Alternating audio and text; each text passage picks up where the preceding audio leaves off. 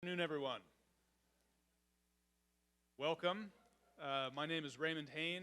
I'm a member of the philosophy department here at Providence College and the humanities program. I'm also the director of the Humanities Forum, which is a regular Friday afternoon series during the academic year in which we invite guests from on and off campus to consider some of the deepest human things. One of the things we really enjoy doing is hosting keynote addresses at certain points during the academic year, and today is one of those days. So let me extend a special welcome to all of you who are visiting from off campus for the Veritas Conference. I hope you have a wonderful couple days. We have a lot of wonderful things planned. And now let me welcome to the podium my colleague Stephen Long, member of the theology department here and part of the Humanities Program Planning Committee.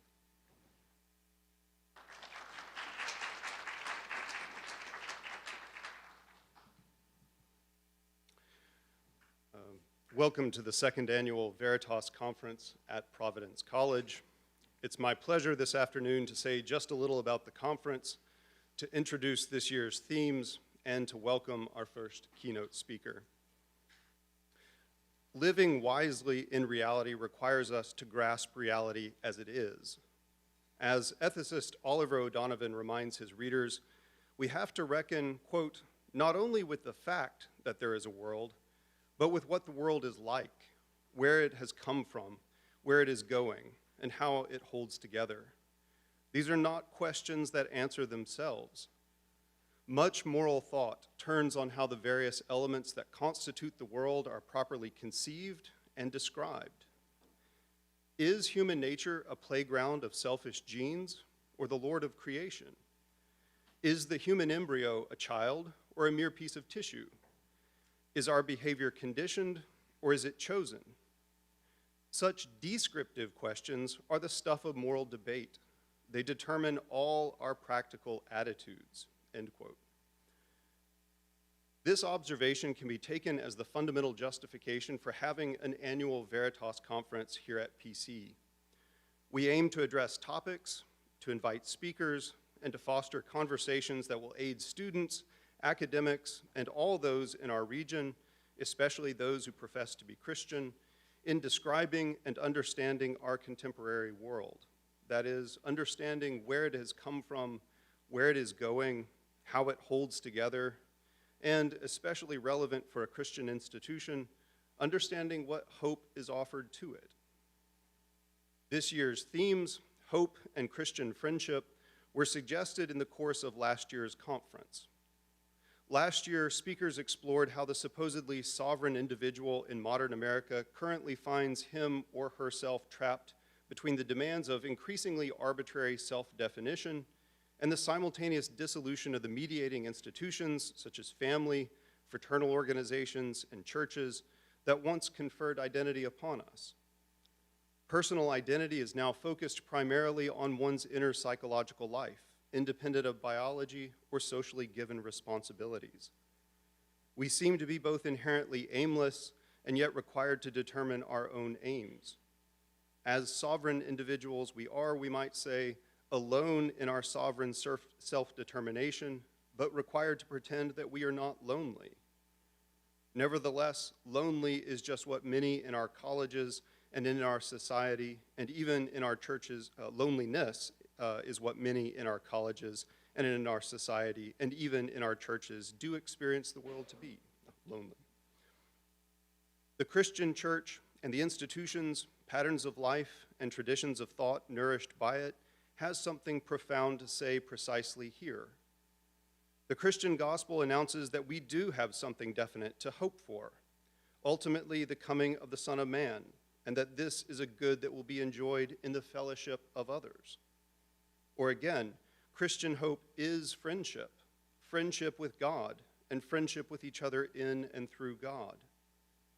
But of course, this insight prompts renewed rounds of trying to describe and to understand contemporary reality and the hope that we can speak to it.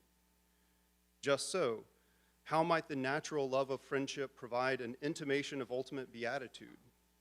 What has become of friendship in the modern world?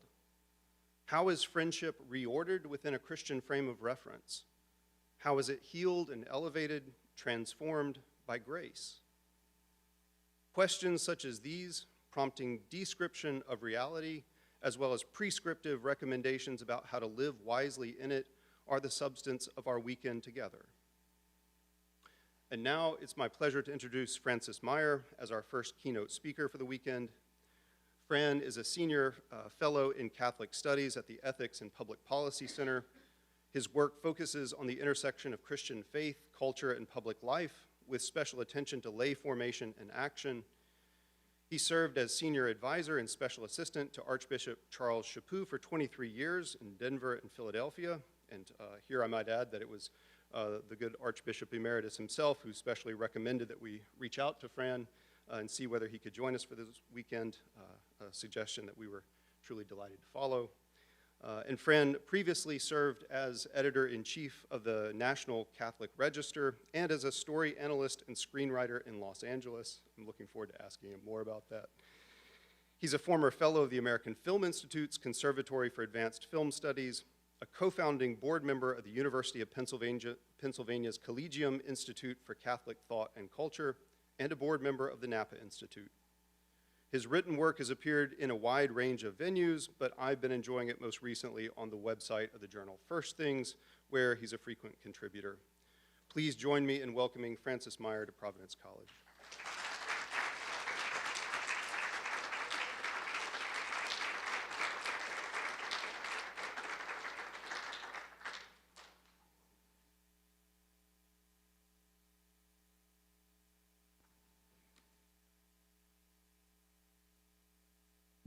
How's that? Can you hear me? Everybody in the back? Okay. A couple of preamble remarks. First of all, you know, in a talk like this, you have a whole bunch of prepared remarks, and they're very important because they're the kind of the canonical aspect of this whole thing. But the really interesting part of these talks is what happens after it in terms of the discussion, the questions and answers. So I hope we have a good opportunity to really have some vigorous conversation after this. Second item is, if you go to YouTube tonight and type in the words Quentin Tarantino and Switchblade Sisters, you will find Quentin Tarantino reading enthusiastically in about 12 videos from the script of Switchblade Sisters, which was a B-movie back in the 70s that he fell in love with, helped form his view of the world. And he loved it so much that he actually bought the movie and re-released it with a lot of fanfare in the 1990s. Now, one of the interesting things about Switchblade Sisters, it's truly one of the stupidest films ever made. And I wrote it. So don't hold that against me if you hear echoes of it in this talk. You know, when I began thinking about this, you know, Stephen asked me, what do you want to talk about? And I said, well, what we need to talk about is what we need now for renewal of Jesus Christ in our personal life, in the life of the church, and in the life of the nation. Sounds pretty good, right? Except when I sat down, there was a kind of a divided highway that opened up. One of them was, all you need is love, and the other one was, all you need is a really stiff drink. And since I've been watching a lot of CNN and Fox News lately, I went with option B. So, with that said, let's get serious. I have to be my serious person now. I want to thank Dr. Long for including me in this conference. It's a special pleasure because I've known Ken Myers, Carl Truman, and Rusty Reno as friends for years. They're all exceptional men, and each of them is a superb scholar and speaker. So again, kudos to Dr. Long for creating such a strong agenda this weekend. Since I'm the warm-up act for our gathering, I'd like to set the stage by talking about what we need now. What we need now as Christians, what we need now to renew the presence of Jesus Christ in our personal lives, in our church, and in our culture. A conference with the name Veritas in its title should be about truth-telling, and I'll try to provide a little of that. Truth matters, because somebody famous once said that the truth will make us free, not necessarily comfortable or happy, but free. Free to change our thinking, our actions, and our lives. Free to become the men and women God made us to be. Free to be better than we are. So I'll begin with a story that I've shared before, but it seems especially relevant to our gathering today. I served on diocesan staffs for 27 years, including 23 as the senior aide to a bishop. And there was a morning some years ago when I found a little gift from a friend on my desk when I got to the office. It's a wooden plaque about 7 inches wide, and on it, burned into the wood with a branding iron, are the words, "It is as bad as you think, and they are out to get you." The friend who gave it to me is a Capuchin Franciscan by the name of Charles J, who also happened to be my boss, and the Archbishop first of Denver and then of Philadelphia. And the gift tells you 2 things about the man. Number 1, he has a healthy sense of humor. Number 2, he's a stone-cold realist. He's a realist because when you hear more than 15,000 personal confessions over the course of your priesthood, you get a pretty good sense of the human predicament, our genius at screwing things up, and God's fidelity in forgiving us and helping us to try again. You know, we're each a mixture of clay and spirit, carbon and grace, which means that realism, Christian realism, is a cocktail of skepticism and hope. Skepticism because unless we're really good at lying to ourselves, we all do know our sins. We each have a secret laboratory in our hearts where we perfect the flavor of our resentments and the elegance of our alibis. But hope is also part of the cocktail because despite our weaknesses, we're each capable of courage, charity, and mercy. And Scripture testifies again and again to the fact that God never abandons his people because he loves us. This is why the great French Catholic writer Georges Bernanos described the virtue of hope as despair overcome. And it's why Augustine of Hippo should be the patron saint of our age. Augustine was never an optimist, but always a man of hope. He lived at the end of a world, a Roman world unraveling into confusion and not so different from our own. But in the face of all the fear and violence of his time, he wrote 2 books, his Confessions and The City of God, that still, after 1,600 years, rank among the greatest works of human genius. He could do that because he had hope. He had hope because he had faith. And he had faith because he encountered God as a vivid, personal experience in his life, the source of his joy and the source of his confidence. And he never let the distractions and the anxieties of his world dim that experience. We need to remember Augustine and his world because a healthy memory of the past grounds us in our identity as a believing people. The past explains the present and helps guide us toward the future. History never repeats itself, but the patterns of human thought and action that make history repeat themselves all the time, and we need to learn from them. Augustine lived in apocalyptic times, and so do we. But the word apocalypse is very easily misunderstood. It comes from the Greek verb apokalyptine, which means to uncover things concealed. An apocalypse may or may not involve suffering, but it always involves revealing certain truths about ourselves and our times. So for the rest of these brief remarks, I want to focus on 2 things. First, I'll try to explain where we are now as a church and a nation and how we got here. And second, I'll share some thoughts on what we need to do about it, both we as individuals and we as a community of faith. So let's turn to the first item, where we are and how we got here. I think most of us can sense that the church in this country now operates in a very difficult environment. Government is increasingly unfriendly. Much of the media establishment is hostile. The clergy abuse scandal hurt a lot of good people and damaged church credibility. Catholic sexual morality, which both reflects and undergirds the whole biblical understanding of who and what it means to be human is often seen as a form of bigotry. The effect is predictable. Baptisms, sacramental marriages, and church attendance are generally down. As many as 1 in 3 priests nominated for the episcopate now refuse the ministry because of the burdens that come with the job. A recent CNN story claimed that the decline of American Christianity is heavily overstated because so many Christians emigrate here from other parts of the world. But all such news is misleading. It's how immigrants integrate once they get here that matters. And it's this is a big word, statistical, and it's a statistical fact that immigrant religious practice erodes sharply after the first or second generation. The Catholic Church has bled out, especially among Latinos.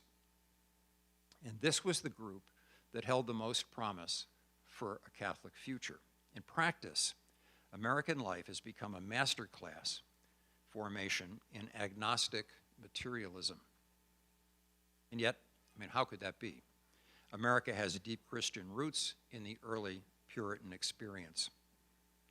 I grew up in a Catholic family with a strong love of the church and a strong love of country in equal measure.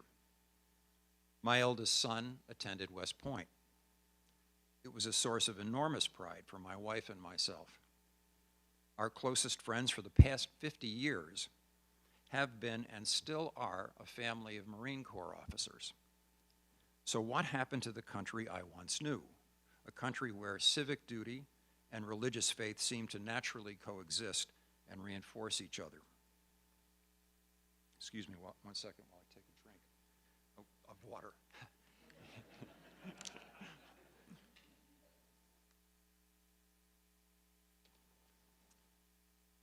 A country where civic duty and religious faith seem to naturally coexist and reinforce each other. For me, the most important ideas about the Catholic role in the American experiment have come from John Courtney Murray, regrettably not a Dominican, but a good priest nonetheless. Father Murray was a key player in the 20th century development of positive Catholic attitudes toward religious freedom and American democracy. He saw clearly that the United States is the product of Protestant and Enlightenment thought. But he believed that Catholics could not only fit in to American life, but also thrive here by contributing their faith to the moral health of the country. And that's been proven true, at least in part. We Catholics have done very well in America, arguably too well for our own good. Today, Murray is probably best remembered for his work on Vatican II's Decree on Religious Liberty, and for his book, We Hold These Truths, a book very favorable toward America and its possibilities. But there's another side to Murray that I've always seen as an interesting footnote to his book. In 1940, he delivered a series of lectures that later became an essay entitled The Construction of a Christian Culture. And in it, he said the following about the country he loved, and I'm quoting directly. American culture, as it exists, is actually the quintessence of all that is decadent in the culture of the Western Christian world. It would seem to be erected on the triple denial that has corrupted Christian culture at its roots: the denial of metaphysical reality, the denial of the primacy of the spiritual over the material, and the denial of the social over the individual. Its most striking characteristic is its profound materialism. It has given its citizens everything to live for and nothing to die for. And its achievement may be summed up thus: it has gained a continent and lost its soul. Elsewhere in the same text, he says, and again I'm quoting directly, in view of the fact that American culture is built on the negation of all that Christianity stands for, it would seem that our first step toward the construction of a Christian culture should be the destruction of the existing one. In the presence of a Frankenstein, one does not reach for baptismal water, but for a bludgeon. Now, Murray wrote those words more than 80 years ago. His sympathy for the American experiment was very real, but it hinged on our nation preserving its biblical leaven and Catholics staying faithful to their religious identity. Neither has happened, just the opposite. In the last 8 decades, we've seen the splitting of the atom, the sexual revolution, the marginalization of religion in public life, the rise of the administrative state, massive developments in science and technology, including the Human Genome Project, hypersmart AI, and invasive surveillance tools, and the transition of the United States from a continental republic to a de facto commercial and cultural empire with global influence. The America of 2023 would be unrecognizable to the John Courtney Murray of 1940 or even 1960. And the rate of scientific and technological change is accelerating. This has disruptive effect on the stability of the culture and on the psychological health of individuals. And this, in turn, results in our pervasive atmosphere of confusion and conflict. You know, some years ago, I was getting ready for my confession, and I asked my wife what she thought my main problem was. Guys in the audience, don't do this at home, because wives have the annoying habit of telling you the truth. And, you know, I made some suggestions. Well, you know, vanity, you know, impatience, those are the easy things. Now, she laughed in my face and said, your problem is anger. And, you know, I thought about it, and it's really true. I have a great life with a beautiful wife, 11 grandkids, 4 kids. My life's been filled with wonderful blessings, and I've had a great career. And yet, I find myself angry much of the time. In fact, most of the people I know are angry about something most of the time. It's in the air we all breathe. And this translates into the frictions, the vindictive politics, and the crackpot destructive thinking that characterize so much of our current public life. My point is that we're living through a sea change unlike anything in the last 500 years. It has different names and explanations: the Great Reset, the New Reformation, the Great Awakening, the upheaval, but the same transformational content at society's cellular level. And old answers don't work. Old thinking doesn't work. I don't mean that we should abandon political engagement. We can't just move to another solar system and start over. As Christians, we have an obligation to do whatever we can to make the world better, here and now, as we find it. So I suppose what I mean is this. Many of us, I think probably most Americans, believe that we live in a familiar country with a familiar history, familiar rules, a familiar division of power, and a familiar personal role in governance through the ballot box.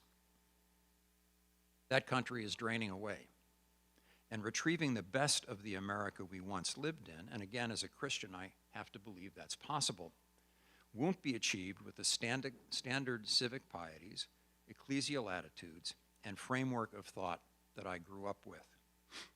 Some of what is now advanced as good for America is very bad for the church and toxic for a life of faith. And that means we need to ask ourselves the kind of questions that force us to examine our premises, our strategies, and our tactics. And I worry that many of us who consider ourselves faithful Catholics haven't done enough of that. Which is why today's woke revolution often feels like an ambush when it's actually been a long march through the institutions. More of the same didn't work in Vietnam, and it's a lesson we should keep in mind in dealing with the struggles we now face as religious believers in a unfriendly culture. Okay, so having said all that, what do we do about it? What can we do about it as individuals, as a church, and a civil society? I said earlier that a healthy memory of the past grounds us in our identity as a believing people. This college and this city are named Providence after the protective care of God. Before we give ourselves over to freak-out mode or despair, we need to remember our history. The church has been through radical shifts in society many times before, and yet here we all are today. which means that the church is actually very, very good at playing the long game. But to do that, she does need her people to be alert and committed in their discipleship. And today our discipleship starts by recognizing that a lot of American life is now a narcotic haze of consumer distractions, disinformation, noise, and entertainment. What each of us needs most urgently is silence, a space for thought, self-examination, prayer, and listening for the will of God. I said a moment ago that I'm angry much of the time. Sometimes anger in the face of wickedness is righteous and necessary. Jesus himself showed his anger more than once in the Gospels. But anger is also one of the 7 deadly sins because it so easily becomes a habit. It's delicious and toxic at the same time. It feels really good to nurse your imaginary vengeance on the liars, thieves, traitors, and frauds that inhabit your head. But over time, that habit poisons everything beautiful in life. Anger is an acid that eats away every molecule of a person's joy. So how do we handle anger? Well, how do I handle anger, aside from not very well? Some years ago, a Protestant friend, a really good Christian man, asked me if I read the Word of God. The question annoyed me. Remember, I have a problem with anger.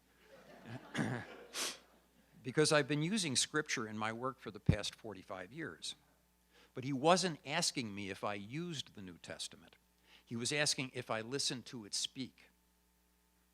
So I started reading 3 chapters of the Gospels every day. And, the epistles, obviously, as well. Systematically, from the first verse in Matthew to the last verse in Revelation. And then adding, 10 or 15 minutes of private prayer. And then doing it again, and again, and again. It hasn't been a trip to Lourdes, but it certainly fed my sanity. It settled my heart, and now it anchors my day. So here's the point. Everyone in this room lives a busy life. Not everyone can do what I just described. But we all do need space for silence and contemplation in our personal lives because it keeps us human. It's where we encounter Jesus Christ outside of the Mass itself. As Augustine learned, the personal presence of Jesus Christ in our lives is the foundation of a strong faith. And the crisis of Christianity in our time is not a lack of resources or leadership, although those things can be important. It's a crisis of faith. Too many of us don't really believe what we claim to believe. Our Christianity boils down to a kind of positive guide to ethical behavior. But it's not a conformity of our lives to the radical fact that Jesus Christ was murdered, turned into a corpse, but then rose bodily from the grave, which is a fact that changes everything about humanity's dignity and purpose. It's the most central event in human history. One other thing about what we need as individuals. We need to stop defeating ourselves. Everything about the size and complexity of modern life is designed to create our dependency, to imply that we're powerless, that we need experts and therapists and paternalistic officials to tell us what to do. It's all nonsense. None of us is powerless. God made us for grandeur, not slavery. The power of those who seem powerless, in other words, our power, is a willingness to speak the truth and say no to a lie. It's a lie to claim that men can become women and women can become men. It's a lie to claim that a child in the womb is not a real human person.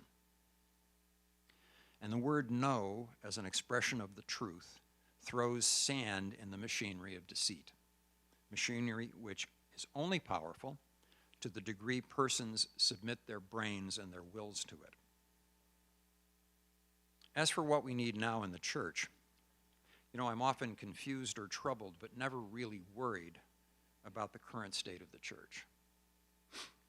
Mainly because the church is ecclesia sua, his church, the bride of Jesus Christ. The church belongs to him, not to us. The church is our church only in the sense of her being our mater et magistra, our mother and teacher. We don't own her. We can't reshape her according to the spirit of the times. And we have obligations to the believers who came before us and those who will come after us to protect the integrity of her teachings. I wish we had better preaching. I wish we had more beauty in the design of our churches and the celebration of our liturgies. I wish we had less discord in the church, although, candidly, it's always been this way, because matters of doctrine and practice invariably circle back to what does and does not lead to salvation. I wish there were fewer Jesuits in the Pope's circle of collaborators. I think the Jesuit-style governance is a poor model for the wider church. I personally think a synod on synodality is unwise. I think Cardinal Jean-Claude Hollerich as the synod's relator general is a very bad choice. I think that any compromise of Catholic sexual morality in the name of inclusivity would be a very serious error. I wish bishops were closer to their people. I wish we lay people knew our faith better. I wish we conformed our lives to the gospel more seriously. But of course, these are all just personal opinions, opinions that along with $5 will get me a cup of coffee at Starbucks. I do believe that we need to focus our resources, our prayers, and our personal involvement on two things in particular. First, in spite of what appears to be so negative, the church in the United States is actually loaded with signs of life that accomplish great work, but they get no attention in the secular media. I could name 3 dozen. I've done this in a speech, and people have fallen asleep. But I'm thinking of the Augustine Institute, the Fellowship of Catholic University Students, Focus, right? The Leonine Forum, the Catholic Leadership Institute, and literally dozens of other ministries. Wherever we meet a healthy religious community or a fruitful lay apostolate, that's where we need to put our support and attention, because they're the seeds of authentic renewal. You know, when you hear good news, your spirit rises. And if we're focused all the time on the negative, it fails. So we need to remember that there's a lot of good going on in the church, a lot of life that never gets paid attention to. And second, we can never forget that the church is finally a people, a community of believers.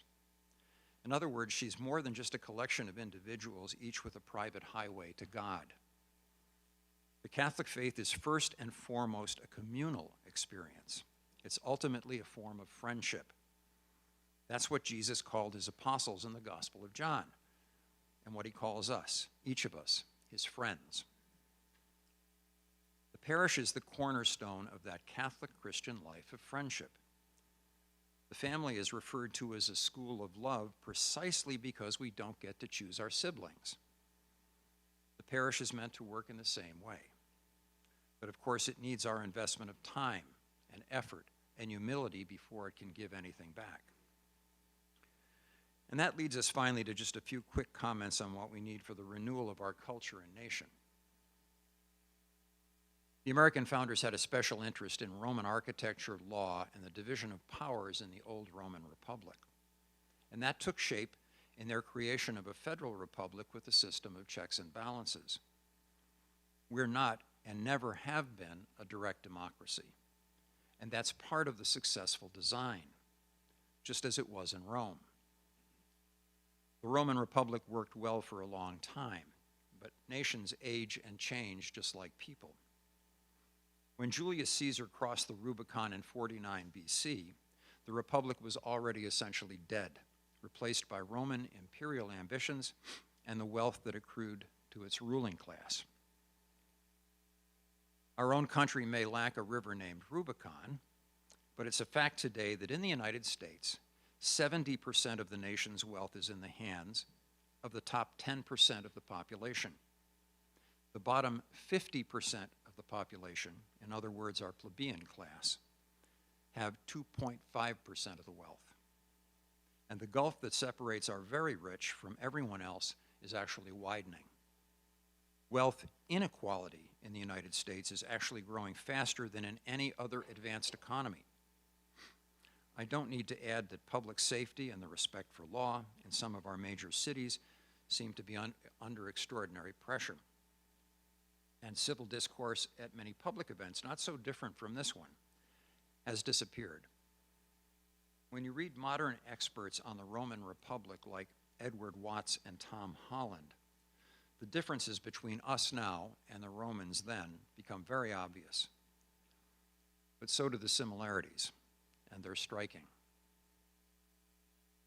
So how do we fix things? How do we restore what we once had? Well, the truth is maybe we can't. Maybe that shouldn't be our main focus. There's no quick fix for problems we behave ourselves into. But as Christians, we can at least change our thinking and our actions. We can support each other as friends, to save the good that can be saved, and to build something new and better over time. We can be the kind of leaven in our culture that the gospel calls us to be. In the City of God, Augustine is ferocious in his criticism of Roman iniquities. He never anchored his hope in earthly permanence or promises. But that never stopped him from working with Roman authorities to serve the needs of his people. Politics involves the acquisition and the use of power, and power always has a moral dimension. So again, political engagement is actually a Christian duty. We have the obligation and the privilege to make this world as good as we can without ever deluding ourselves that it's our final home or that we can create heaven on earth. You know, when we try to create heaven on earth, we actually build a pretty good replica of hell. And the demonstration of that, the proof of that is, shown again and again in the last century. The great Lutheran pastor Dietrich Bonhoeffer once said that, I'm quoting here, "Only with gratitude can life become rich." He wrote those words in a letter from prison just months before he was hanged by the Third Reich. Gratitude is the antidote to fear and anger and the beginning of joy, no matter what our circumstances. And of course, that's at the very heart of Catholic Christian life. That's what the word Eucharist means. It comes from the Greek word Eucharistia, which means thanksgiving. So it's a fitting word to close on because I'm thankful for your listening so patiently today. I'm thankful for the beauty of this campus. I'm thankful for the faith and friendship we share as Christians. And I'm especially thankful for God's gift of wine because after this I can safely have a glass. So, thank you.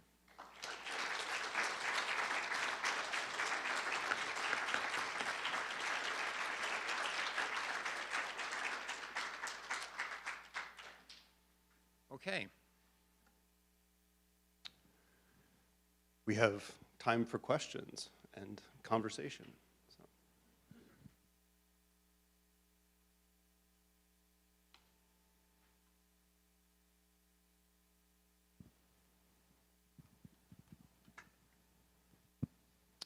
Thank you very much for your talk. I had kind of a technical question, but it may have some relevance on some kind of perspectives. You mentioned that the word ecclesia is best understood as ecclesia sua. We are under Christ. Yeah, the church is best understood as ecclesia sua, yeah. Sure. So the word ecclesia is a technical term in the Greek city-state that refers to the assembly of free citizens. So who, in the Greek city-state at least, who have votes or some kind of voice. So I wonder, so obviously the church is governed hierarchically by the bishops and the successor of Peter. There's obviously a top-down element. So is there a polarity then, rather than just, listening? I mean, you talked about it in terms of top-down, but the word is actually a deliberative assembly consisting of the people in it. Right, but I'm using the word, ecclesia sua has just borrowed from Paul VI's encyclical Ecclesiam Suam, okay? And the early church adopted ecclesia for the gathering of the faithful, but it's a very different kind of a gathering. And in terms of top-down, I'm not eliminating, in fact, I've said this in many other talks, I just didn't think it was fitting for today. You know, we're adults. Obedience does not mean servility. I mean, when we see something wrong, we have to say it. The best example that I can give of that is life in the church is very similar to life in a religious community or in a marriage. My wife has no trouble explaining to me with exquisite clarity what I'm doing wrong. And that's just fair. That's how we should operate, but we have to be respectful of authority without just simply turning our brains off. I have another question, but I don't want to hog. If you know, I don't want to be that person who just. Okay. The early church for several centuries elected bishops, and so the jurisdiction of bishops was conditional on their election. Are there some reforms that could happen that include more of a top-down view in general? I mean, you know, Augustine himself was kind of hijacked into being a bishop. He didn't want to be a priest, and he didn't want to be, he was a layman. You know, he just went to the wrong city at the wrong time and ended up a bishop. And so I suppose there are possibilities like that.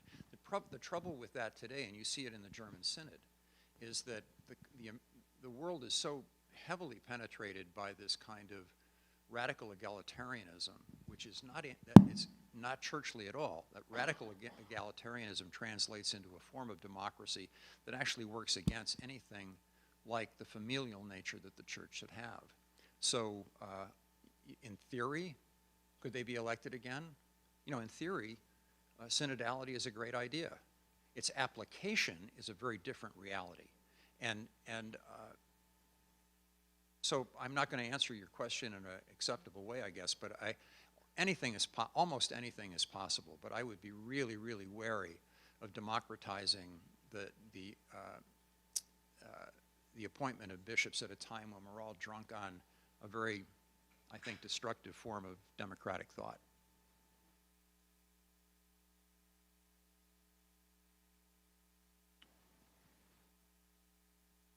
I want to return to the topic of anger. Oh, good. You come to the right place, Jim. Well, I mean, one of the things that it's easy to learn from observing our culture is that people like to be angry, right? They like to be mad. They even like to hate people. In fact, they prefer to hate people in a way than to love people because it's easier. There's less commitment, right? At the same time, and you sort of touched on this, I just wanted you to revisit it. Anger, or at least frustration or something else, because that kind of anger that feeds our own joy and gets us a sense of self-righteousness and even groupthink, you know, we are the good people and those are the bad people. I mean, these are parts of our sinful nature. But at the same time, one has to be motivated, right? And one has to motivate others in order to stand against bad things. And this has always been the way it is. Today, as I said, we're tricky because all we get is anger. All the things we encounter is one cycle of anger. The left is angry. Everything you read, you know, you can watch some news shows, even ones you like, and by the end of it, you're ready to go to war, you know, and that goes for both sides.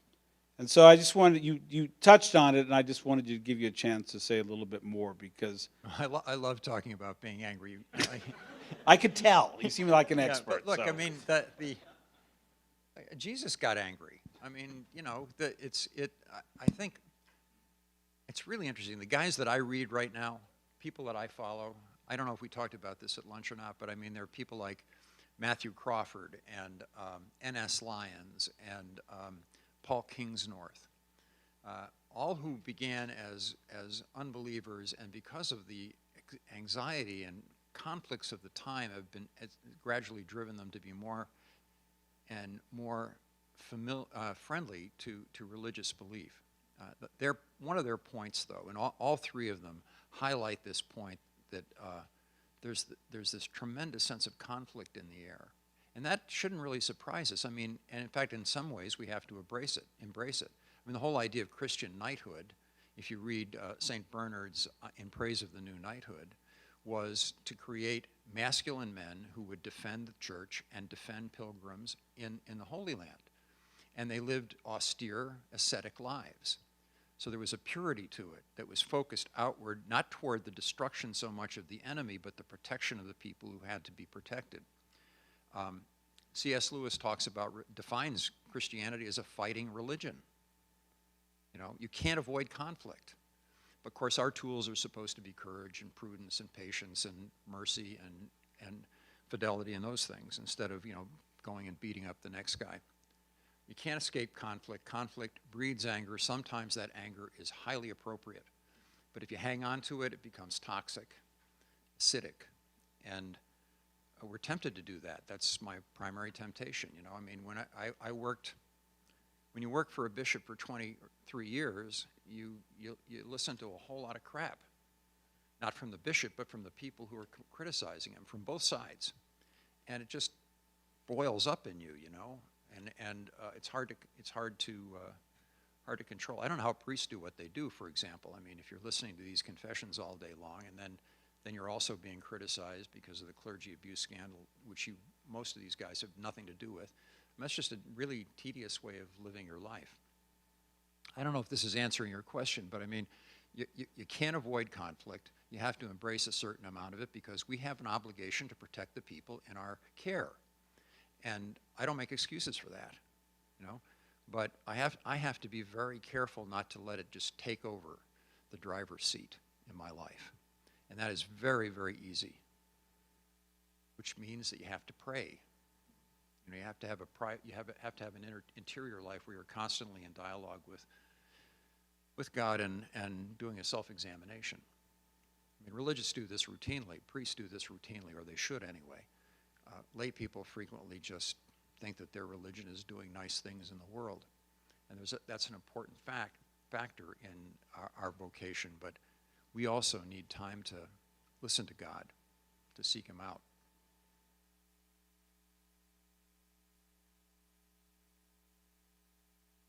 Thank you. There's a lot to commend your talk with today. And I'd like to ask a question which is on the minds of a lot of young people especially. It's potent in the minds of young people. The inequality of income. You talked a little bit about that. The young people are on a verge of choosing between capitalism, which they think doesn't work, obviously, or socialism, which means concentration camps in China. And do you look at this as a moral catastrophe? I didn't hear the end of that. Do you look at this as a moral catastrophe? Mm-hmm. Do I? Yeah. Yeah, I do. But I'm ambivalent about it. You know, the words like socialism, capitalism, Christianity, Islam, I mean, it can mean a lot of different things to a lot of different people. Basically, what's happened among a generation of young people, I think, is just a disenchantment with inequality of wealth and what's the option. You know, if you got taught in an educational institution by a neo-Marxist, that's going to, you know, penetrate the way that you think. I don't think they think systematically, young people, most of them. I don't think that a lot of us think at all anymore because of Twitter and things like that just have broken down the logical structure of political discourse. So I think this was coming through in some of my remarks. I don't have much hope for the immediate future. Long term, yes, indeed. But there's going to be a huge falling off from American values that you and I, people of our age, would have remembered, and also religious values, because an entire 2 or 3 generations has been catechized in a really aggressive way with values that are antithetical to what we believe. I don't think that's the end of the story, though. If I did, I'd, you know, blow my brains out. I mean, the point is that Jesus Christ is alive. He rose from the dead, and that changes everything. But, you know, the church we're promised that the church is going to survive. Doesn't necessarily mean it's going to survive here. And there have been historical circumstances where it hasn't survived. So we just have to do what we can, and we're kind of lieutenants in the battle, not generals. I mean, God's in charge, and we just have to do the best that we can. That's a really unsatisfying answer, but I think it's the only one that matters. It's going to get worse. We just have to believe in God and do the best to save what we can.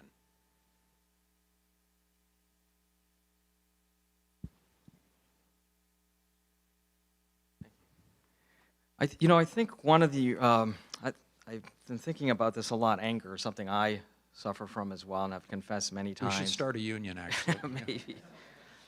But I think one of the things that makes people angry, certainly makes me angry, is that those in power don't get more angry.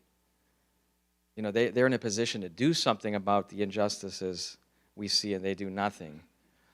They just go along, they take the easy path. And I recognize the danger of anger being, for myself anyways, that it can give you the illusion of having done something. You get really angry, you get that rush, that satisfaction, the feeling like, I've done something, and you've done nothing. And because we're powerless, or because we're lazy, or because we don't want to lose our position, we do nothing. So I don't want to end with that comment. I want to ask you a question about the difference between hope and optimism.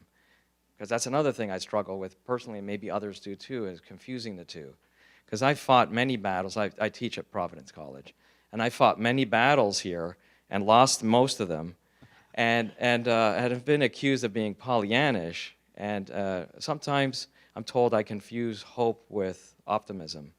And you seem to be somebody who knows the difference, so I would be appreciated if you would say something about it. Yeah. Because what? Because I'm a pessimist. Well, I think I need a little more of that. Yeah. No. I mean, this is real crude, and you would recognize it as being crude immediately. I mean, hope is a virtue. Optimism is an attitude, and I just don't find optimism as sustainable. I mean, if you look at the statistics of what young people actually believe right now, if you think electing the next president as a conservative Republican is going to fix things, you're out of your mind. It's just not going to happen, because the game is already over in key institutions like the educational institutions, HR departments in capitalism, in corporations. I mean, the game's over. We lost. Okay, get that into your head, or I've gotten it into my head.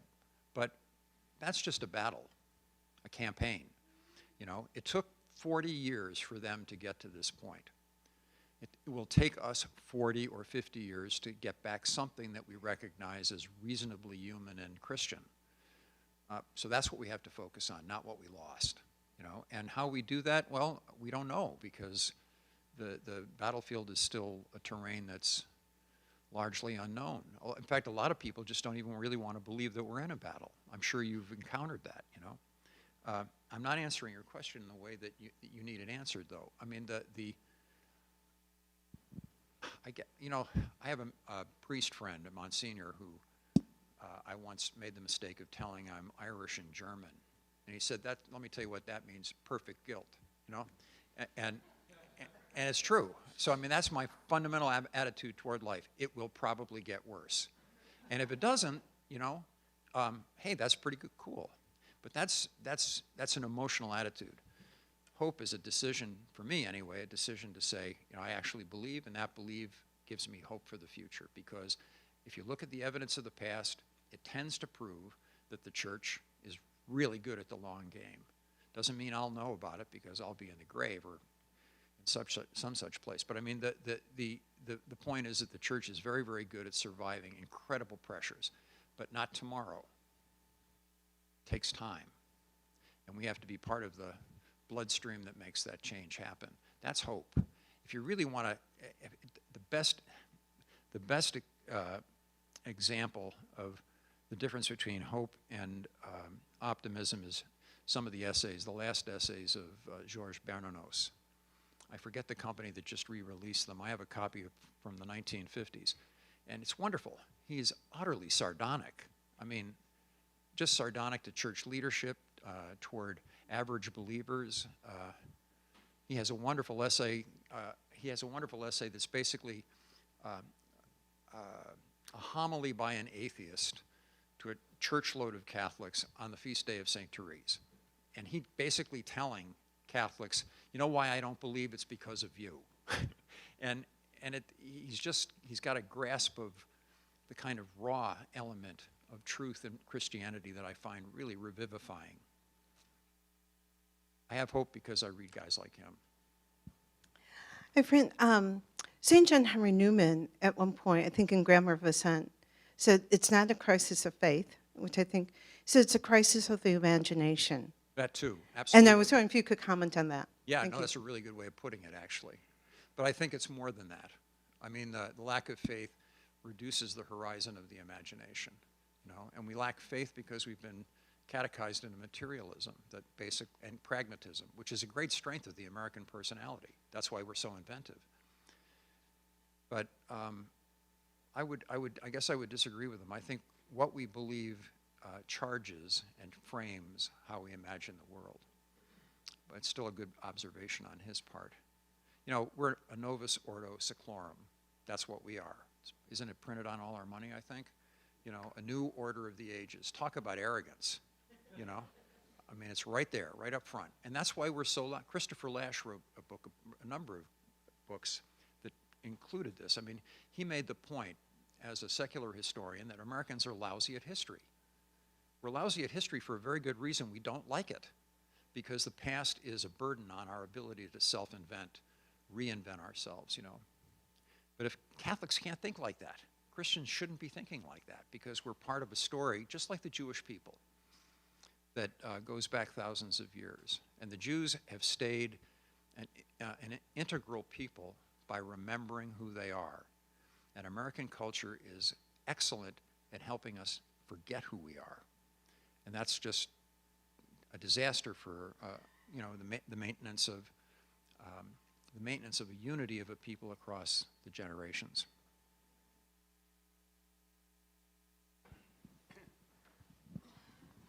Thank you for your lecture and for sharing your thoughts. I particularly enjoyed your talking about St. Augustine, making that one point of reference to, of course, him writing the City of God following the invasion of Rome, and really not just trying to think about the consequences of that, but mourning the collapse of that world. And then, you know, that's just one example in our history, as you well know. I mean, just less than 200 years later, Gregory the Great will still be dealing with, you know, the same collapse of the city of Rome and the ongoing invasions and all the problems there. And this will repeat itself throughout the history of the church in other situations and contexts. And in that sense, I think what we're going through today, not to trivialize the experience at all, because it is the experience that we're living through right now. And there is a lot of suffering that goes along with this. But I think if we could, especially here in the United States, as you've just finished saying, in fact, this anticipated my comment, we don't know history very well. We don't know our own history very well as Americans. Most Americans do not know American history very well. And as Catholics, most Catholics that I meet have very little understanding of church history. And I mean, throw my cards out. I'm a historical theologian and church historian, but the point is, you know, if you understand, as you said, the Ecclesia Sua, that this church is Christ's church, and that Christ has made this promise to be with us to the end. If the more we help each other understand our history as Catholics, and the fact that we're protagonists in our generation of this millennial-long history, I think it helps. It can really help to help us orient ourselves and be open to the grace of Christ and the work of the Holy Spirit in this period of time. And I just wondered, this is really my question for you. Do you have any, you know, from your experience and your work and knowing that this really isn't the end of the story for the church, and also knowing, as you eloquently said, that we can't just totally disengage and retreat because now the larger society around us is openly hostile or more hostile towards us. Do you have, I mean, aside from a few of the examples you gave of maybe institutes that have been founded or leadership conferences, can you think of any other advice that you would give us about like how we in this room can not just mourn the loss of a passing of another age, or perhaps even a possibility to evangelize in a more profound way our own country, but to, you know, how can we try to be open to the Spirit to really help the church, you know, move through this period to be open to whatever the Spirit is leading us to in the future? Don't cheat on your spouse. Quite literally. That's the place you begin if you're a married man, married woman. You know, I mean, I have. What do I control? You know, I say all this stuff, but I don't have any control over any of it, you know, other than the fact that I spent the time to try to learn some of it. I do have control over how I treat my wife and my kids and my grandkids, and that's what I'm going to be held accountable for. And I think that's very powerful when people stop worrying about what they don't have control over and concentrate on doing well what they do have control over. That's a really good ink spot in human relations. I have an obligation to my grandchildren, to my children, and to my wife. If I do those things well, I get a B+, okay? And then if I do other things, great. You know, if I can affect other people by what I say or the friendships that I develop, that's even better.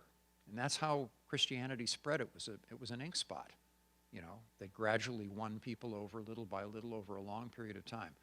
I think I'm sorry, I'm 74 and my brain is starting to slide. But who's the French philosopher, French Catholic philosopher that won the Benedict Award? Does anybody know? Pardon me? Marion, Jean-Luc Marion? No, it's Marion's friend. Oh, No, not, he's a political scientist. yeah, no, anyway. Remy Brague? Exactly. Okay, you get the award. Okay, Thank so you. Remy Brague. The irony is I know Remy Brague and I couldn't remember his name. But you know, Remy Brague made a really interesting point in one of his books where he said there are two political religions, Christianity and Islam, and he compared them. What did Islam do? Islam conquered the civil society and then changed the religious society. What did Christianity do? Christianity conquered the civil society, which then had political consequences. It's a fundamentally different way of living one's faith, you know. And the fact is that we win the culture war by, first of all, changing ourselves and the people around us that we have some influence over. And again, it's a very long guerrilla war. That's why I say this so often that people get tired of it, you know. But I mean, my favorite Chinese theologian is Mao Zedong. Now, Mao Zedong was a murdering monster. Nobody's perfect, but but he wrote an essay in 1938 called "On Protracted Conflict," and what he said there was that, I don't have it exactly in my head at the moment, but you know, weapons are an important factor in war, but they're not the decisive factor. The decisive factor are people, because people deploy weapons. People, not things, are decisive. That's the key line in that entire essay. People, not things, are decisive. If we all go through a conversion where we take our faith seriously and just find intelligent ways to share it with the people around us, starting with our family, that wins in the long run. That wins. And we can do that. I can't, you know, pry Joe Biden out of his office, and I sure don't want Trump back, you know, but I'm not going to have much control over that other than voting once. Some people vote a lot more than that, but but you know, and that's sort of a governor, a brake on my emotional turmoil. You know, I've gotten to a point where I literally cannot sit and watch Fox News, and I like Fox. My wife has kicked me out of the living room more than once simply because I just start arguing with the television set. And I know other guys that do that. You know, I had an Opus Dei priest tell me once that 2 of the guys that he had been counseling died from heart attacks arguing with Obama on the television screen. You know, so I don't know, guys. I mean, you're more powerful than you think, but not powerful in the political sense. You're powerful in the pre-political sense of forming people.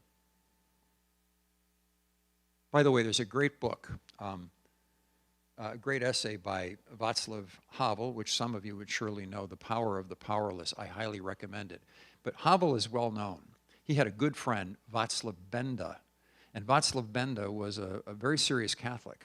And he wrote a very important essay called the Parallel Polis. And his argument was that in the Soviet bloc in the 80s, that there was no way of changing the political environment directly, you know. So what did he do? You had to build networks of friendships that paralleled the way that the government worked. So that when the government eventually fell, which it would do, that there were these networks of people who knew each other who could rise into positions of authority and change the nature of the culture. So that's something to read, that essay by Václav Benda. He's really a very good Catholic, and it's called the Parallel Polis.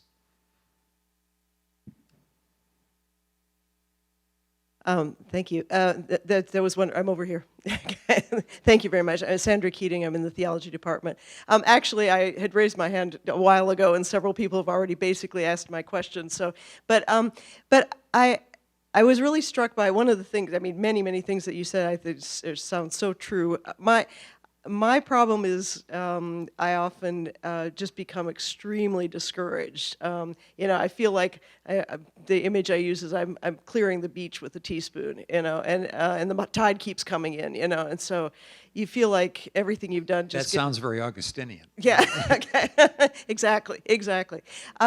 But yesterday or a couple days ago in one of my classes, we were talking about something that it piqued my interest, and you were just saying that we've kind of forgotten who we are. And something I've noticed, I'm from the Midwest. I grew up, you know, in the middle of nowhere with lots and lots of open space and silence and everything. And it's hard even to communicate to young people today, or for older people for that matter, how detached we are from nature and creation, and our inability to spend any time alone in silence, our fear of nature, you know, the fear. I mean, I'm always shocked by people's fear of animals, you know, things. I mean, just, you know, things that I grew up with that I would never have thought of, insects, you know, all that kind of. I mean, that sounds a little trivial, but to me, what it is it shows a complete detachment from creation, and to me, that was how I came to know that God was real, and I see that's just an avenue that's closed off to so many people today. That's not really a question, but I was wondering if you could kind of comment on that, because when you mentioned that the problem of not being able to find silence is, I think, just a tremendous problem today. In a technocratic society, nature is the enemy because it's uncontrolled. And everything about the combination of the liberal order, liberal with a, you know, I guess a small L. I don't mean liberal politics. I mean the liberal order that we've lived in for the last 200 years.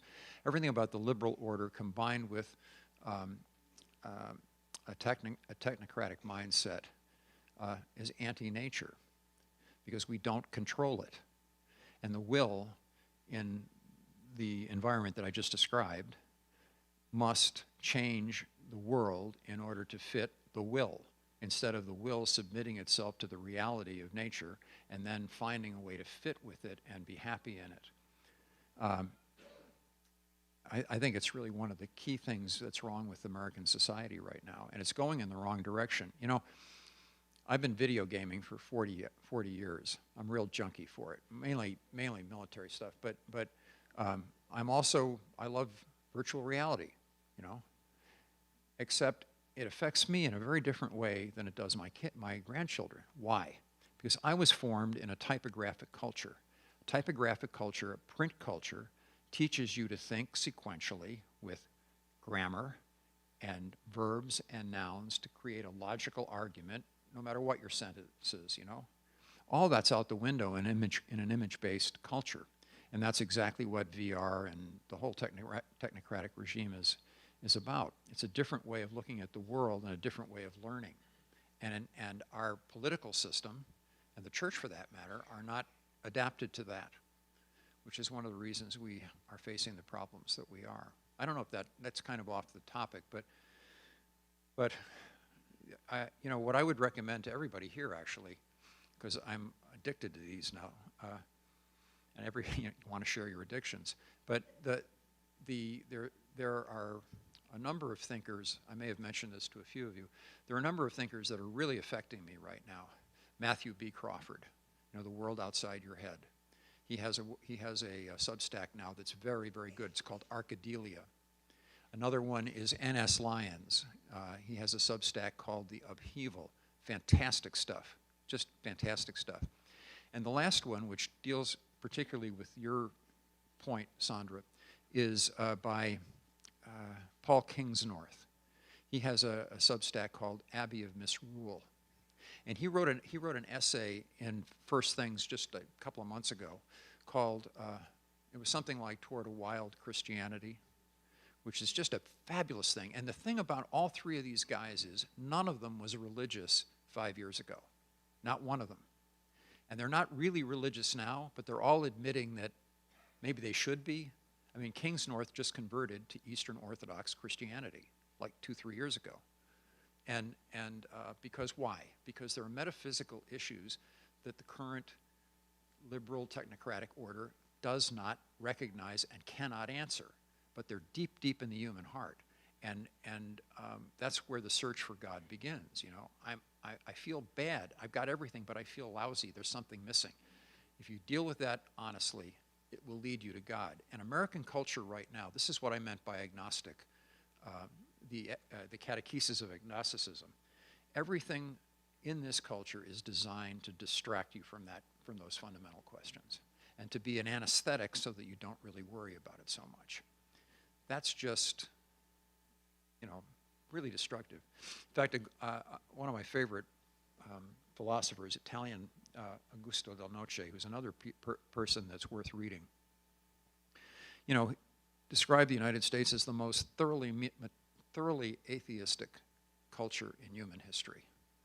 Not ideologically, but simply by the kind of culture that we've created. It removes the desire and the need for God, or appears to, but it actually doesn't, which leads you to these kind of constant internal conflicts that we deal with. Yeah. Hello, it's me. Sorry, excuse me. Thank you so much for the talk. I have two questions. So I am South African, but became American in 2018. Anyway, so I'm saying this as someone who hasn't been in the country for that long. So the first question is, I guess, I think I know how you're going to answer this, but I want to hear you think about it. Is the issue now like qualitatively different? Because sometimes because I guess I feel like I can point back in time, each point in time in history, and say, this is awful, right? And there was a lot of, let's say, catechizing in awful ways, right? So I want to hear you say something about that. Is it qualitatively different, and in what way? I mean, sometimes you seem to be worrying about a loss of cultural power, but what you were just saying now made it seem like there's a new cultural something on the loose that's creating a kind of self that's incapable of Christian faith. Right. That's what I hear you saying on one end. I'm not sure that that's exactly right, but I think I know where you're heading. I do think that there is a qualitative difference between now and anything that's come in the past. Okay. Okay, because I just want to say, if it's the latter about this incapacity for faith because a new self thing, I want to say if we allow to ever say that, you know? I'm sorry? I want to know if we allow to ever say that as Christians, that there's some kind of self that's being created that's like incapable of faith, you know? Well, you're never incapable of faith, but I think what's unique about our time is that it's done the most effective job of preventing the questions that lead to faith. I do think that. Okay, you're jumping ahead, but so I want to hear you think out loud about that more, I guess. The second one has to do with scripture. So, you know, I was just reading First Peter recently with the church group. And like, what's infuriating about the New Testament sometimes, it's like everyone's just like joyful all the time. You know, it's like, what's wrong with you guys? You know, there's like, you know, it doesn't look good if you're an early Christian, right? If you're just looking out at the wider culture, the wider Roman Empire, it looks like totally ridiculous to say that we're going to. See, I don't have that impression at all. I mean, reading Paul, I think. No, but that's what I'm saying. But there's that just kind of, this kind of like, it seems like naive, like everything, rejoice in everything, our suffering is for Christ. So anyway, I'm wondering what's the place, you've talked about hope and optimism. I guess, what's the place for rejoicing, you know, in the midst of what you consider to be this. Married 52 years and I love my wife. Okay. That's a cause for rejoicing. I mean, I'm being serious about that. You know, you don't rejoice over, wow, we won the election. Really, who cares about that, really, in the long run? You know, but I rejoice in the fact that we have a son with Down syndrome. That is a source of enormous joy for us. And I think you discover those points of joy in ways that I'm not going to answer your question adequately. I'm already off on the wrong track. But I mean, the rejoicing comes in discovery of love. And love is only experienced between people. It's not experienced through political statements or, you know, cultural analysis or any of that other stuff. So when you say that people are rejoicing, it's because they found something, you know. Now, is there a certain amount of boosterism in the New Testament? Oh, I would think so, you know. I mean, but that's because the guys that were writing it were completely taken with the message. And I don't blame them for that. But I read the scriptures, and I think the guys that wrote scripture were kinds of pains in the ass. I mean, they really said things that were very forceful. I mean, Paul was a difficult guy to be around. I mean, I don't know how Timothy made it. I mean, Barnabas didn't. Barnabas didn't. John Mark didn't. You know, I mean, John Mark was the guy who wrote the gospel. You know, I mean, so. I think what's beautiful about the New Testament is its raw edges, you know, and I'd love to meet Paul. I don't think I'd like to work for him, you know. So I think that's the best way I can answer that. But could I go back to you asked a really interesting question. What makes now qualitatively different? The digital revolution, you know, the technology of soft coercion is greater than any time of history, more sophisticated and more all-pervasive, and that is a qualitative difference. It's a difference in kind, not just in degree. That's what I would argue. We have a reception waiting for us in the great room, to which everyone here is warmly invited, but I think we have enough time for one more question. I saw Chris's hand a while back, so. Thank you very much for your presentation. I mean, I'm very much trying to disconnect every once in a while and, you know, have some silence. But what I really want to do is I want to follow up with that last question. Yeah. So what I'm seeing, just in my own life, is people are kind of getting tired with Hollywood, tired with celebrities, tired with politics, just a pervasive disenchantment that's happening.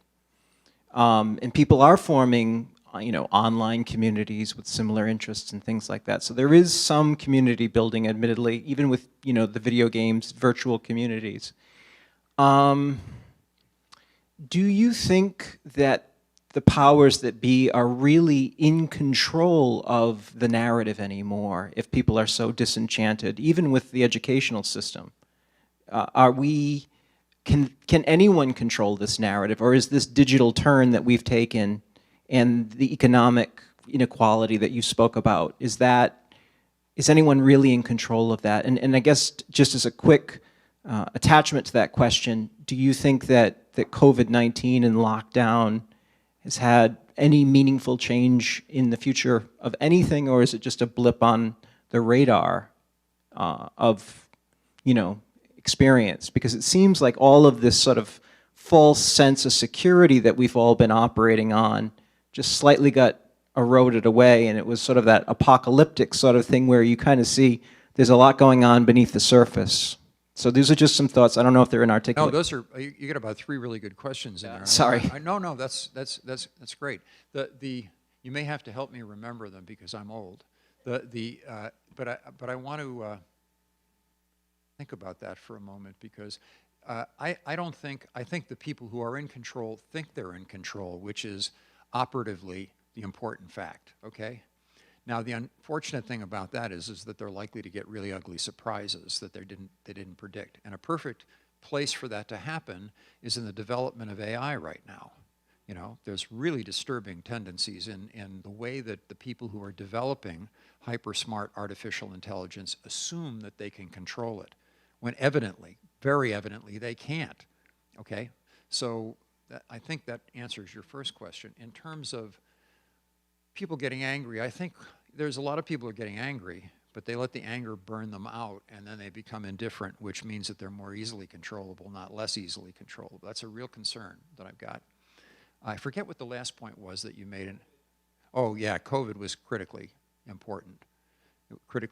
Rusty's in the back room, right over there, and he was one of the very few voices that said, this is a big problem and we're being, scammed. And a lot of people criticized him for that, but he was absolutely correct. There was a lot of deceit that went on during the COVID thing. A lot of sincere effort at the beginning, those first 3-4 months. I don't fault anybody for the kind of urgency that they brought to it. But 3 years, it's a control thing. And it trained a certain class of people, a certain group of people, to be obedient. And the whole republic was built on the sovereignty of the individual, not the herd mentality of, whatever the government tells us to do, So politically, it's a very dangerous moment in the country, I just want to give kudos to Rusty in the back, because he took a lot of heat, and he was right on COVID.